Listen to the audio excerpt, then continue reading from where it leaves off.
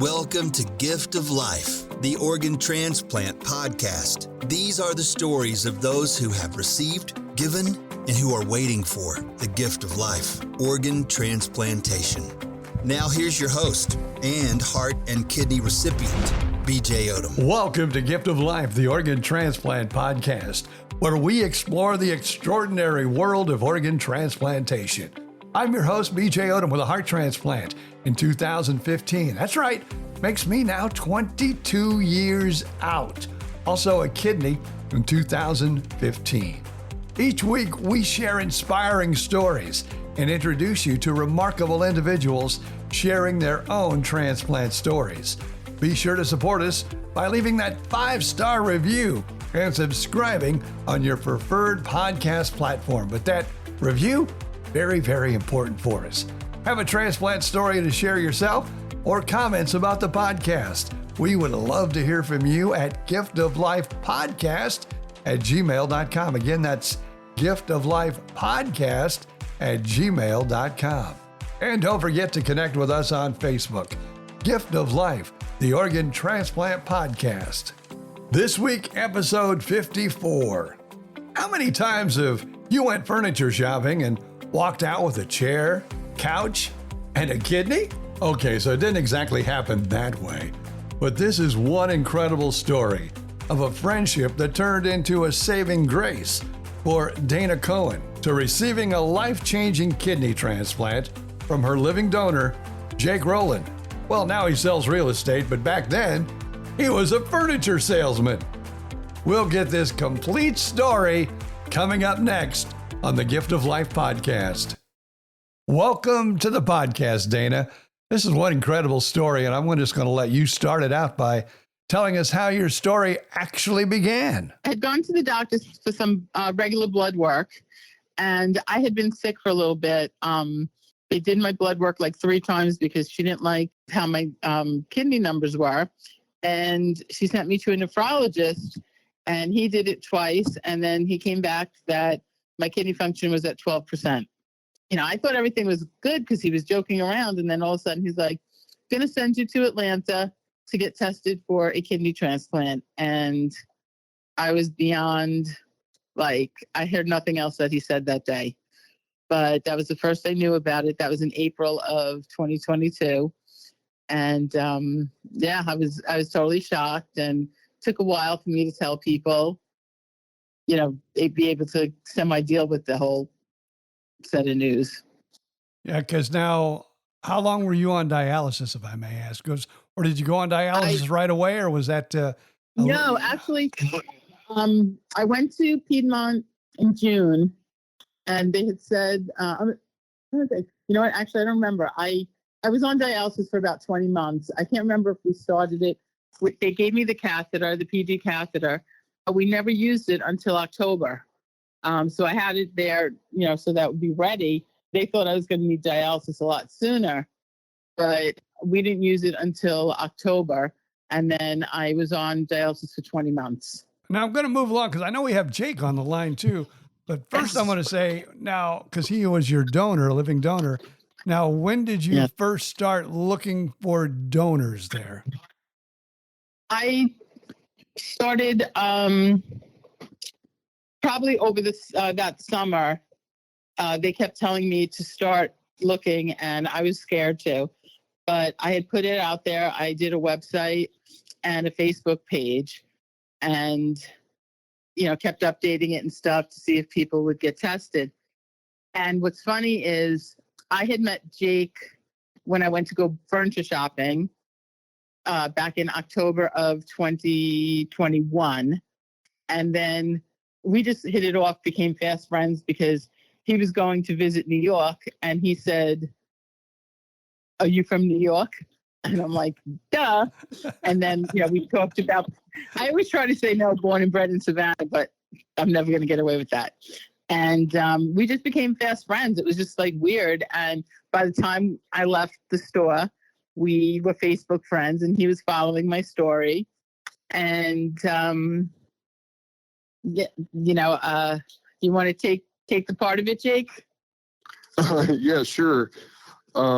Yes. So yeah, once she made the purchase that day, we had added each other on Facebook, and we followed each other's happenings online, and ended up going to lunch together a few times every few months. And shortly, she had come back and actually made another purchase sometime after that. Mm-hmm. And then some months after that, I forget the timeline, but some months after that, we went to lunch, as we would have, normally did. And it was at that lunch that she told me that she had been experiencing some health challenges and actually was placed on the transplant list and needed a donor. And I would say that the seed was kind of planted that day. I didn't give it a ton of deep thought right then. It was just more of like a fleeting thought. And just a few, I think that was in September, October. Yeah.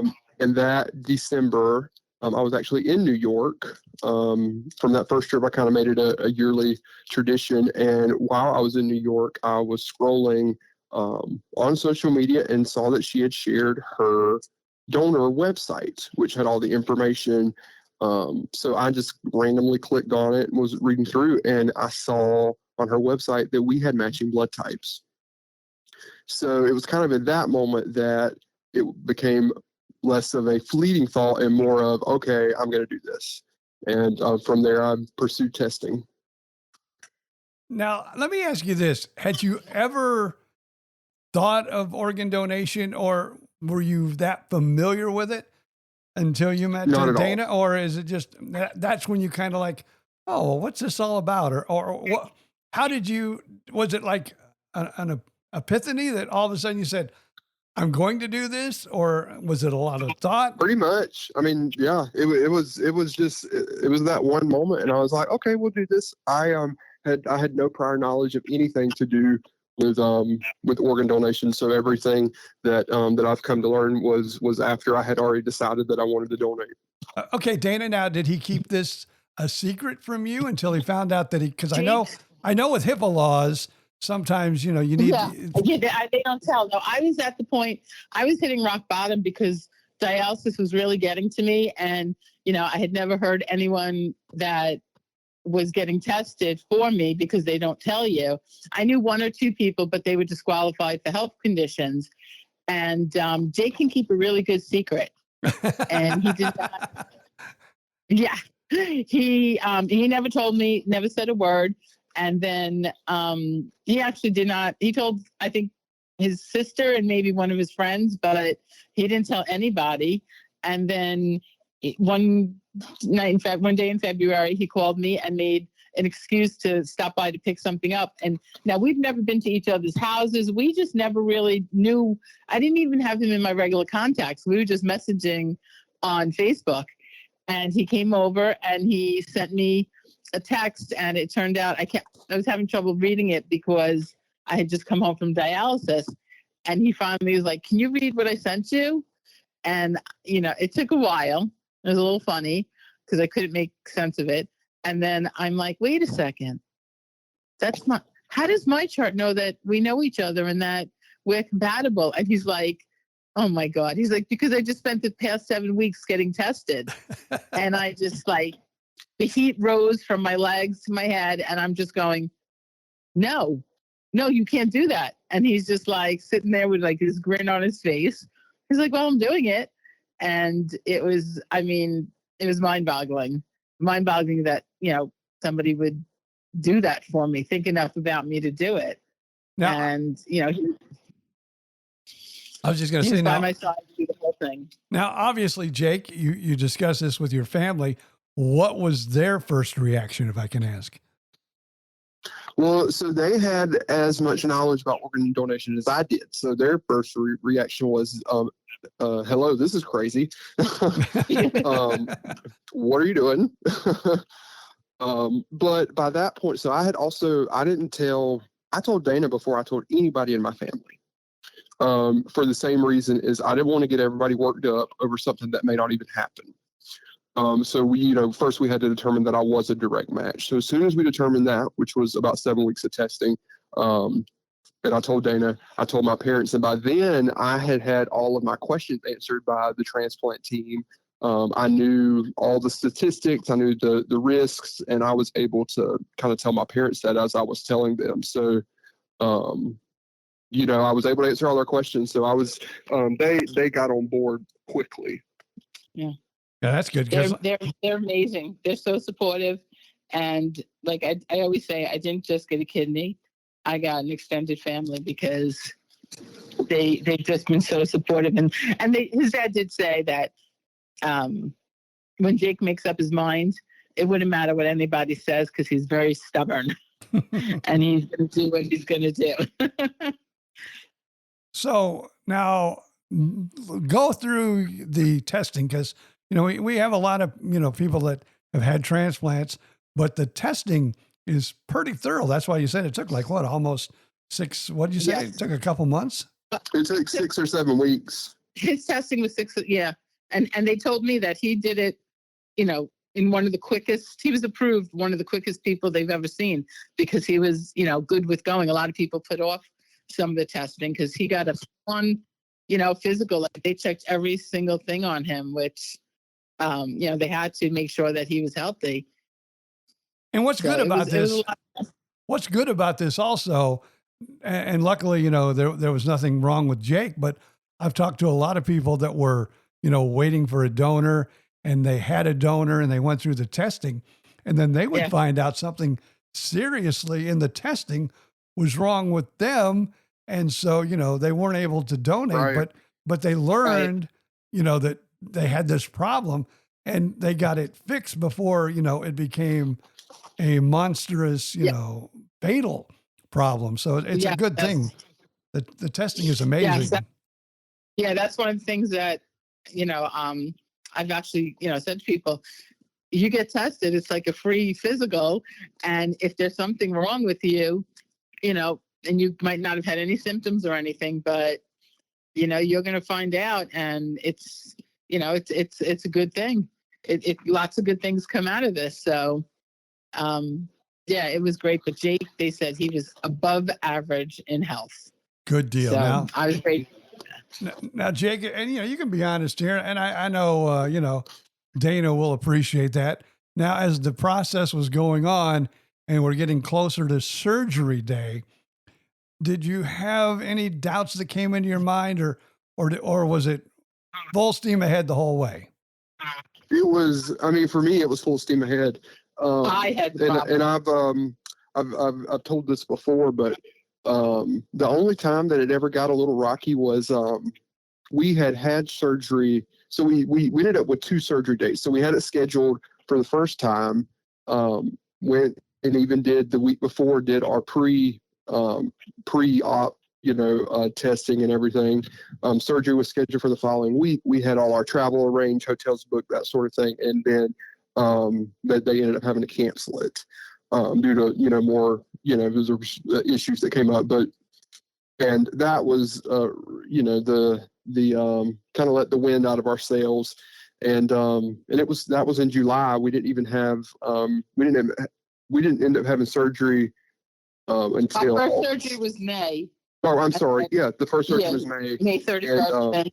We didn't end up having surgery until August. So there was a time when the surgery got postponed that I was thinking, I'm not sure this is going to happen.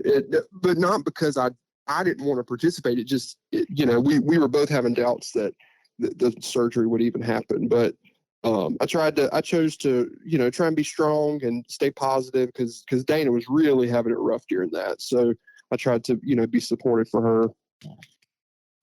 And this by then the dialysis was getting to me. And in July, I started having like very bad side effects where I was falling because we didn't know what was happening. I would lose my hearing. I would get nauseous. It was just bad. And I wanted to stop. But I have to say, Jake was there every minute of the way. And I even texted him the morning of the surgery, you don't have to do this. And he was just like, shut up. But I was more worried about it, for him. But, as far as I know, he never he never showed any signs of not wanting it. I was the one that kept, because the hospital tells you that if you don't want to go through with it, they can give a letter to the recipient saying, something's wrong, you can't do it. And I used to tease him. I'm like, are you ready to get the letter? And he's just like, oh, shut up. he as far as I saw, he never wavered. And you two just really kind of met in a store one day? Is that? And then yeah, he was. We went to. I went to buy furniture. I decided I wanted real furniture, not IKEA furniture to put together. And I went. Excuse me. I went in and picked out the dress. I'm so sorry. I picked out the dressers I wanted, and we were paying, and then he was like, so you're from New York? And I'm like, yeah. And then he's like, oh, I'm going there. So I started saying to him, oh, you have to have big clams, you have to have, the pizza and the big, I was telling him where he had to go and all that. So we friended each other on Facebook because I told him to send me pictures when you go. And that started the whole friendship. It was just like very easy, It was one of those things where it was literally fate because, I walked in at that particular time. He was up as the salesman, and we just really hit it off and became, quick friends. And it was, my friends were all saying, who is this guy? Why is he doing this for you? And I'm just like, he wants me to buy more furniture. I had already paid for the furniture before we even did that, and I did go back and buy a chair. Hey, it worked. But yeah, they joke Jake goes all the way for the sale. They should have a plaque up there in the store for you. He goes beyond for his customers. Yeah, now I just laughed because I feel bad. They keep calling him the furniture salesman, but he's actually a successful real estate agent now. And I'm just like, okay, I couldn't afford to buy a house. I bought furniture, but now all my friends, I'm like, go use him, buy a house from him. Now, here's what I noticed with a lot of donor and recipients. They become very close. And you mentioned earlier that your families actually get now to all the families, or do you go to some of his family gatherings? I don't have a lot of family. So, especially I have no family down here, but I don't even have a lot of family left. We had a very small family. So, when they invited me for Christmas, I went, and I always seem to adopt, my friends' families, and they were just so we just kind of have the same sense of humors, and, we just get along really well, and they have just welcomed me in, and my friends are my family. So I'm hoping in June we're trying to plan a trip to go up to New York so I can have a meet and greet, a party somewhere, and everyone can meet Jake because they all know about him. Anyone who's come down here and stuff, they've met him or they've spoken to him on FaceTime and stuff like that. But my friends adore him. My friends just think he is top notch. So yeah, we do. I feel we do have a special connection now. He's, we pretty much talk every day, text obnoxious memes back and forth. And I mean, he's more than a friend, he's just amazing.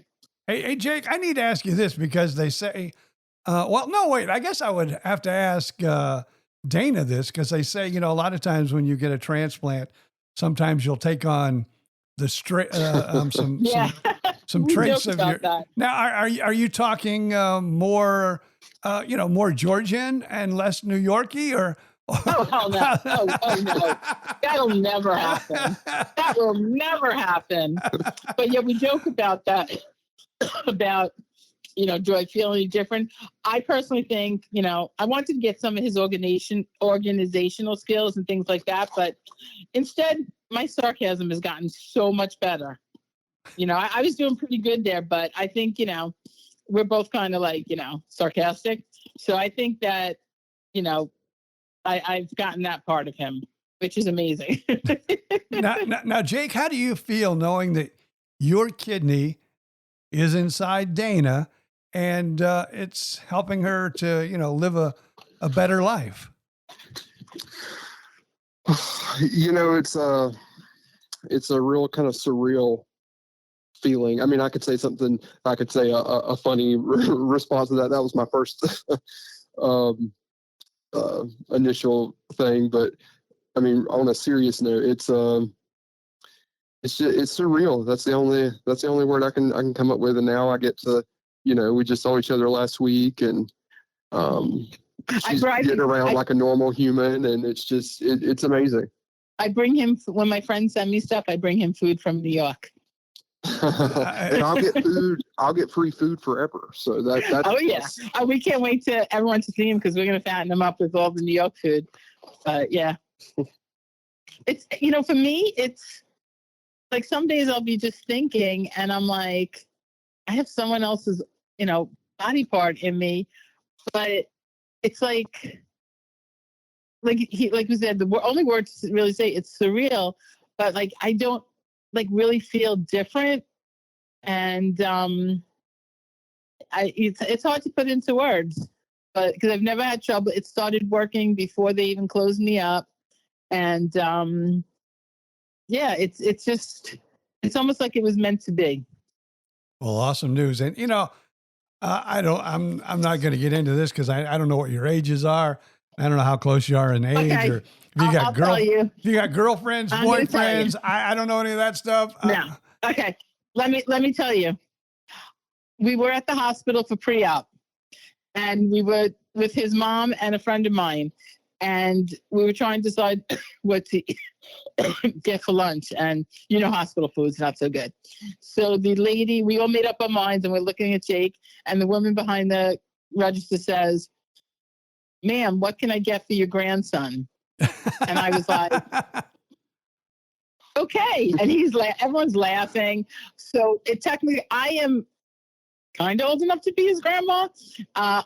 He's 27, he'll be 28, and I'm 57. So there's a 30-year difference. And yes, he does call me Meemaw, and I call him Sonny Boy. And when he's really obnoxious, I hit him with my cane. Okay, so I got that out of the way. That was one of those questions, like, how do I ask this? How close? Oh, no. How close have you become? That's what I was going to ask. Yeah. Well, put it this way: my goddaughter is 30, and she came down for the surgery, and they bonded amazingly, picking on me and making fun of me because of my age. And it's just all. I think we laugh more than anything else. We have a lot in common. As Jake puts it, he's always kind of been drawn more to older people, the ancient, and it just really clicks. We know much. We have similar interests and things like that, and. Yeah, it's. I think it's great, and he has to come over and help me with everything. Shut up. You guys sound so much like family. It's scary. Exactly.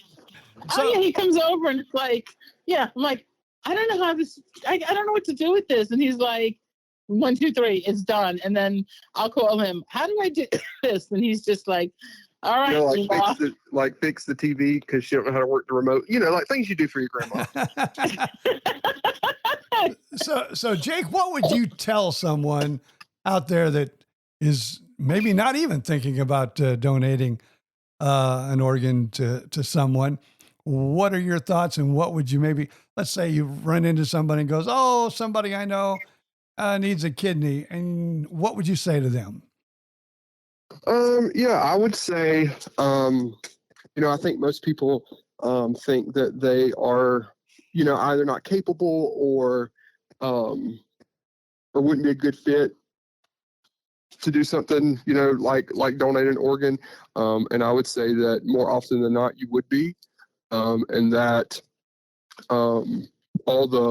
there's so many myths about organ donation, and the biggest difference for me was the education, and that all has to do with your transplant team in the hospital that you partner with are my transplant team, they just drowned me in education. So I would say that made the biggest difference for me, and it's what I recommend to others, is to educate yourself on it if you have an interest.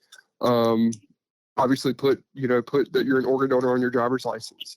Other than for religious reasons, there's no reason not to. And you can help somebody even in death. You can help somebody. But as for living organ donors, that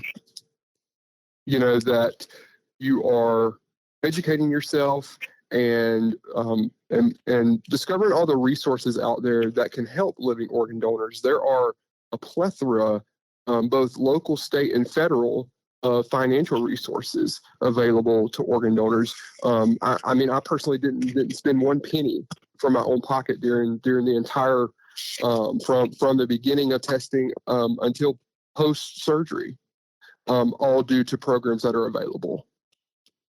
So just education and making sure you're taking advantage of all of the available resources. And Dayna, what would you say to someone that's thinking about donating a kidney? Well, I tell people, like Jake and I right now, we help mentor people going through their journey, and about donating a kidney. Obviously, you're saving someone's life, and you're making such a difference in it. And like some people have so many, they don't want to check off on their driver's license because people say, oh, then they won't save me if I get to the hospital, this and that. So my biggest thing is check off that you want to be a donor if you're okay to do that on your license. If not, let your family, let your friends, your healthcare proxies, let everybody know that you want to be an organ donor. And, and there are people also don't know, if you pass away and you're an organ donor, you can tell what organs you want to donate or not. So, it's just, you never know who you can save. One person can help, 7-8 other people. And, I never thought about it before I knew that I would need a transplant. It was so off my radar. And then, I read up on things, I did my education on it. And as much as I, tried to explain, some people are just really scared. But like Jake says, the education is the most important part. And, and get yourself a really good support group around you to help you go through it, because you have a range of emotions and feelings. But I can't speak for Jake, but I know as the recipient, I'm beyond grateful and so thankful that Jake did that, and he's always like, oh, no, it's nothing, blah, blah, blah. And I'm like, no, like it just really makes you warm inside that somebody would think enough about you to do that. Well, I'll tell you what, now that Jake's in real estate, I was going to say I have a heart and I have a kidney, and I don't know if I'll ever need a liver one day or not, but you can be a living donor there too. And I'm thinking, am I going to have to buy like a big piece of property up in Savannah if I ever need a liver? It'll have to be a big one. Just over $1 million. Well, before we let you two go, first of all, I'll ask you, Jake, before we let you go, is there anything you'd like to tell the audience that maybe we haven't touched on? It is National Donate Life Month. So everyone that I'm speaking to with this month, I'm just encouraging everyone to help us spread awareness. Go to National Kidney Foundation, go to nationaldonatelife.org. There's all sorts of information there that is helpful, and just help us spread the word. We've got some things in the works where we're going to be doing some different speaking engagements and public events, and we're even looking into doing something maybe like a nonprofit. So we got lots of fun things happening to spread awareness, and we would love anybody that would help go along with us and help us out with that. All right, and Dayna, any last words from you? Just think about it, do your research, and you just never know whose life you can save. you can make a difference in this world. Thank you so much, Dayna and Jake, for sharing your incredible story with us today on the Gift of Life podcast. Be sure to join us each week for a new heartfelt episode. And if you have a transplant story, please email us, giftoflifepodcast@gmail.com. Follow us on Facebook, and also don't forget to like and share this episode with friends and family. And of course, we appreciate that 5-star review on your favorite podcast platform. Another podcast you might enjoy is myself, along with my former radio partner for years, Bill Stevens. Podcast called BJ and Bill, the podcast, all on the Podcast Playground Network, home for some of the best podcasters on the planet. And we do want to thank them for making this podcast possible. Until next time, I'm BJ Odom. Thank you so much for being a part of our journey and reminding us all to appreciate each and every day and to treasure the extraordinary gift of life. He was running on empty, heart fading fast. Doctor said, man, you ain't gonna last. But a stranger's kindness, a gift so true, turned the night sky into something new. He got a second chance, he got a brand new spark. Like a freight train rolling back from the dark. Gift of life, let the story be told. One heart beats, another takes hold. Give a little, save a soul. Ain't no greater rock and roll.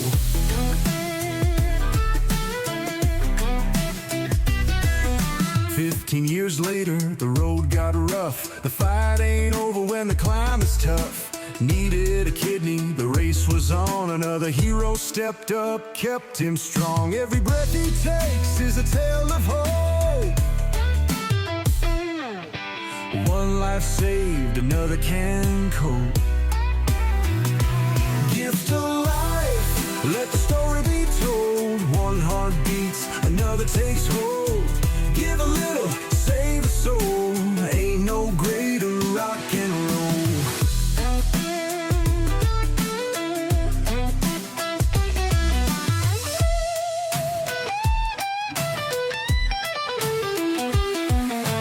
Doctor's hands, a donor's grace, running on down to a brand new place. Second chances don't come twice, but when they do, man, they feel so nice.